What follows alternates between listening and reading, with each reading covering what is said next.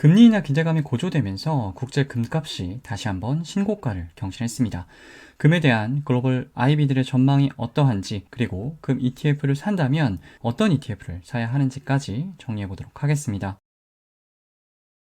연초 가파른 상승세를 보이다가 5월 이후 횡보하던 국제 금 가격이요, 다시 전고점을 돌파를 했습니다.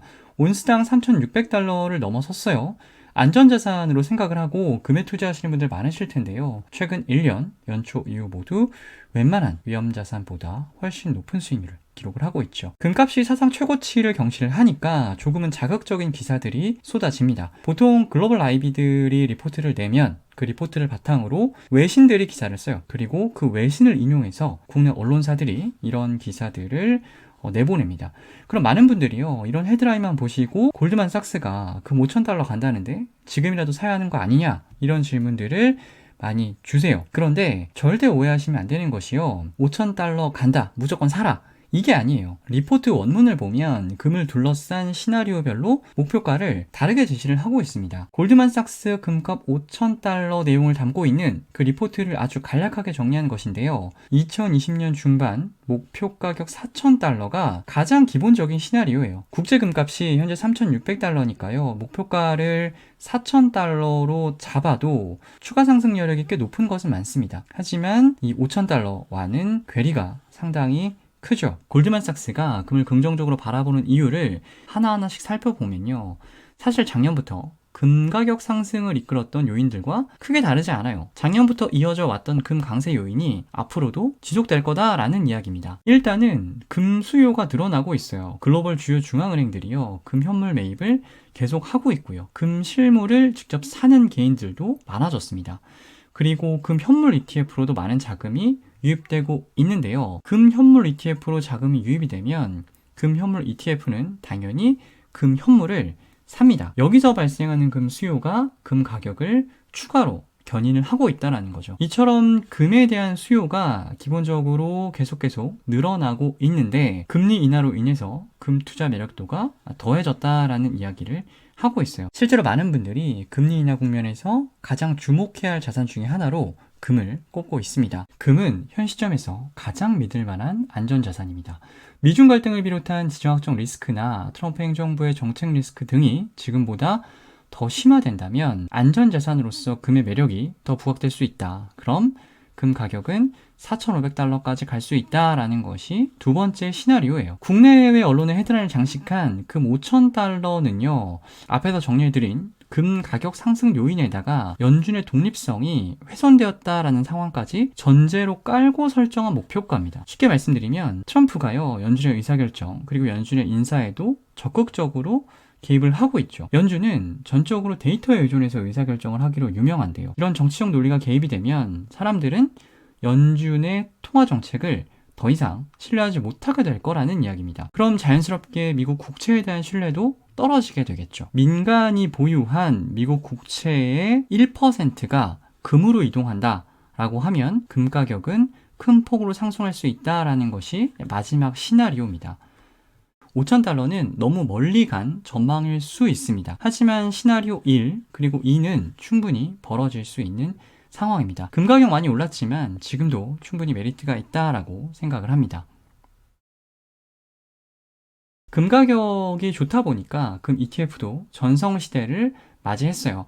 보고 계시는 ETF들은 국내 상장 금 ETF들인데요. 금 ETF라고 해서 다 같은 금 ETF가 아닙니다. 국내 금 현물에 투자하는 ETF, 국제 금 현물 가격을 추종하는 ETF, 그리고 금 선물에 투자하는 ETF, 크게 이렇게 세 그룹으로 나눌 수가 있어요. 국내 금이 따로 있고 국제 금이 따로 있냐 의아해하실 수도 있는데, 금이 뭐 농산물이나 축산물도 아니고 원산지가 있는 것은 당연히 아니에요. 똑같은 금입니다. 다만 국내 금 시장과 국제 금 시장이 다르다 보니까 가격이 살짝 달라요. 비트코인도 거래소마다 가격이 다르지 않습니까? 비슷한 거라고 보시면 돼요. 순자산 규모를 보시면 어느 정도 짐작이 되실 텐데요. 현재 국내 ETF 시장에서 금현물 ETF 인기가 가장 많아요. 가장 먼저 상장한 에이스케이렉스 금현물의 운용 규모가 가장 크고요. 최근에 상장한 타이거 KLX 금연물도요, 빠르게 규모를 키워가고 있습니다.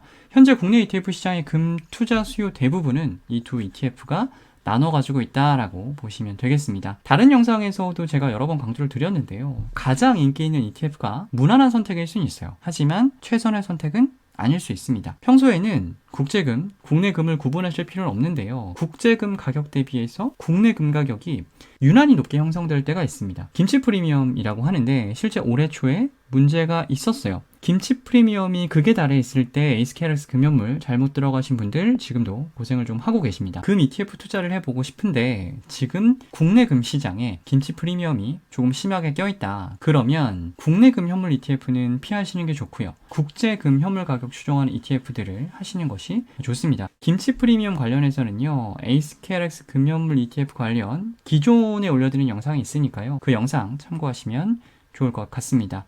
4개 ETF 모두요. 환해지를 실시하지 않아요. 달러원 환율의 영향을 받게 되는 거고요. 금 선물 ETF는 환해지를 실시를 합니다. 선물 ETF는 롤오버 비용 때문에 중장기적으로 현물 가격 못 따라간다. 그런 이야기를 한 번은 들어보신 적이 있으실 거예요. 맞는 얘기입니다. 그런데 달러가 추세적으로 약세를 보인다? 롤오버 비용보다 환차손이 훨씬 더 크게 발생을 합니다. 환율 변동 위험 줄이고 싶으시면요. 롤오버 비용을 감안하더라도요. 환해지를 실시하는 금 선물 ETF가 나은 선택이 될 수가 있는 거예요. 작년에는 달러와 금 가격이 동반 강세를 보였는데요. 달러 약세는 전통적인 금 강세 요인입니다. 최근 금 가격 강세 요인 중에 하나도 달러 약세에 대한 기대감이죠. 환노출 형태로 금에 투자하게 되면 달러 약세로 인해 금 가격이 상승하더라도 환차손이 추가로 발생할 수가 있는 거죠. 실제 올해 국제 금현물에 투자하는 GLD는요. 연초 이후 36.7% 상승했는데요. 국내 금연물에 투자하는 에이스케어스 금연물은 23.05%밖에 못 올랐어요. 김치 프리미엄으로 인한 변동성 확대도 일부 영향이 있겠지만 환차손의 영향이 더 큽니다. 반면 환해지를 실시하는 코덱스 골드 선물은 31.4%가 올랐어요. 퇴직연금 계좌에서는 이 선물 ETF 투자가 불가능하기 때문에 4개 말고는 선택지가 없습니다. 하지만 개인연금 계좌나 일반 계좌에서 금 ETF 투자하시는 분들 중에서 환차손 부담하고 싶지 않은 분들 계실 수 있겠죠. 그러면 이 금 선물 ETF가 더 좋은 선택이 될 수가 있겠습니다.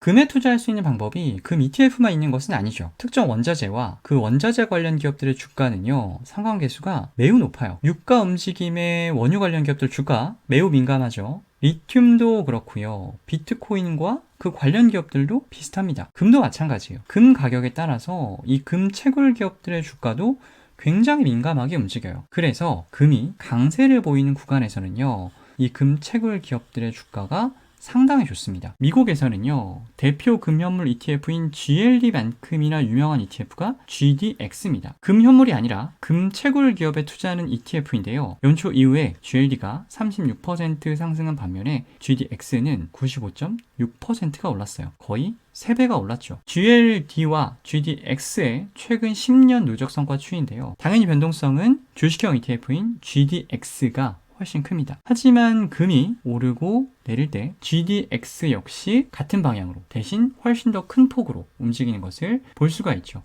안전자산 금에 투자하고 싶다면 당연히 금 ETF에 투자하는 것이 맞습니다. 금 가격 상승에 보다 적극적으로 베팅을 하고 싶다면 금 채굴기업 ETF에 투자하는 것도 괜찮은 방법이 될 수가 있겠죠. 앞에서 소개해드린 글로벌 최대 금 채굴기업 ETF GDX와 동일한 기초지수를 추종하는 패시브 ETF가요. 한국에도 있습니다. 모르시는 분들이 훨씬 더 많을 것 같은데 하나로 글로벌 금 채굴기업이라는 ETF가 있어요. 기초지수가 GDX와 똑같습니다. 한국판 GDX라고 부를 수가 있겠죠. 2024년 1월 18일에 상장을 했는데요. 상장 시기는 참 좋았어요. 그런데 중소형 운용사의 ETF이다 보니까 많은 분들이 관심을 갖지는 않고 계시죠. 최근에 보수를요 0.45에서 0.15로 대폭 인하를 했습니다. 운용사 측면에서도 좀 적극적으로 마케팅을 해보려는 것 같아요. 금 투자 관심 있는 분들은 이 금 ETF뿐만 아니라 하나로 글로벌 금 채굴 기업 관심 있게 지켜보시면 좋을 것 같습니다.